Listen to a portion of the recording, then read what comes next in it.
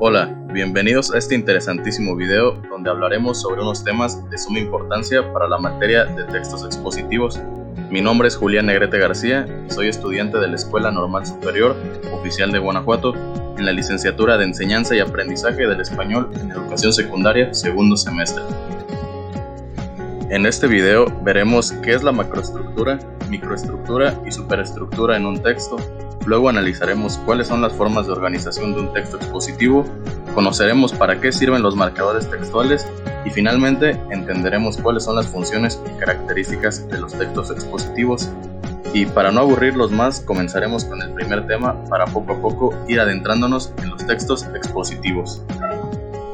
El escritor de un texto expositivo ha de construir en la memoria de quien lee una serie de relaciones de coherencia que posibiliten el enlazamiento de las proposiciones del texto y construir un modelo de su significado. En comparación con la lectura de un texto narrativo, el lector de un discurso expositivo o explicativo requiere de menos procesos inferenciales, puesto que los factores pragmáticos, en este caso, tienen escasa incidencia en la comprensión textual. Para esto es necesario conocer la macroestructura, microestructura y superestructura de un texto. Estos componentes son importantes para la ideal interpretación de un texto, por lo que a mi parecer deben ser conocidos por el lector, ya que la lectura no es valiosa si en una hoja solo vemos letras y no podemos hallarle un sentido. Entonces, como podemos ver en la imagen, la macroestructura es el significado global que impregna y da sentido al texto. O explicado mejor, es el tema del texto, las ideas principales y las secundarias.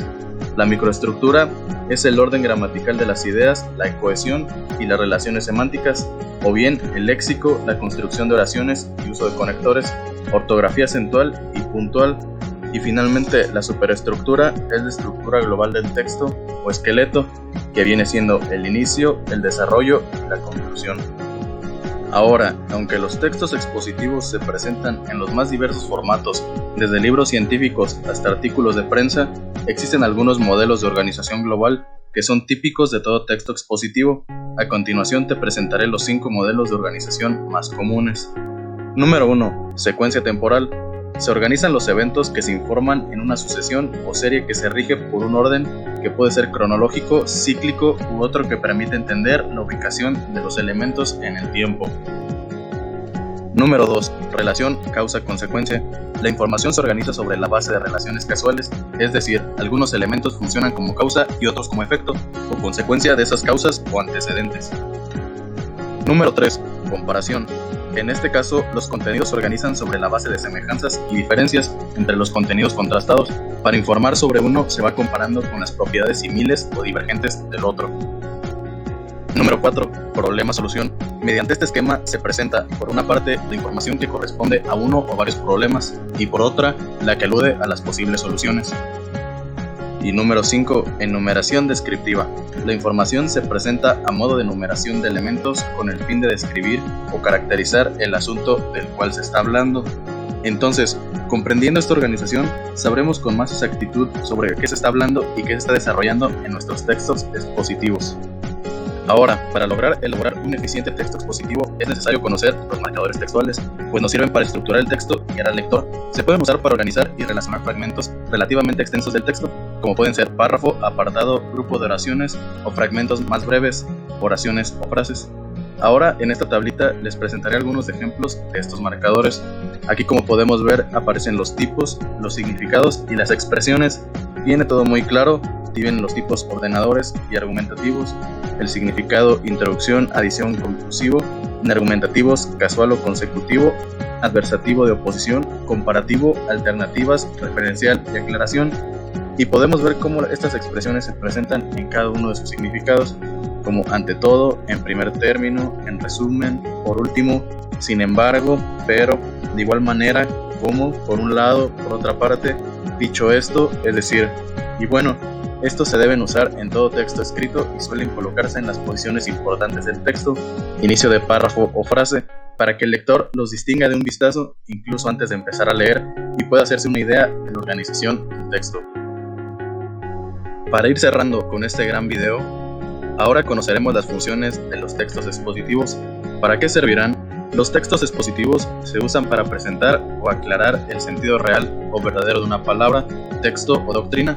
Sirven para informarnos objetivamente sobre un tema de forma clara y ordenada. La intención de los textos expositivos es, pues, la de informar, y cuentan con 3 funciones importantes. La primera viene siendo la función informativa, donde se presentan datos o información sobre hechos, fechas, personajes, teorías, etc. El segundo tipo vienen siendo los explicativos, donde la información que brindan incorpora especificaciones o explicaciones significativas sobre los datos que aportan. Y finalmente tenemos el tipo 3, que son las directivas, y esto nos dice que funcionan como guía de la lectura, presentando claves explícitas a lo largo del texto. De esta manera, al conocer estas 3 funciones, podemos entender de mejor manera lo que estamos leyendo, escuchando o analizando de un texto expositivo, pues no todos contarán con la misma función.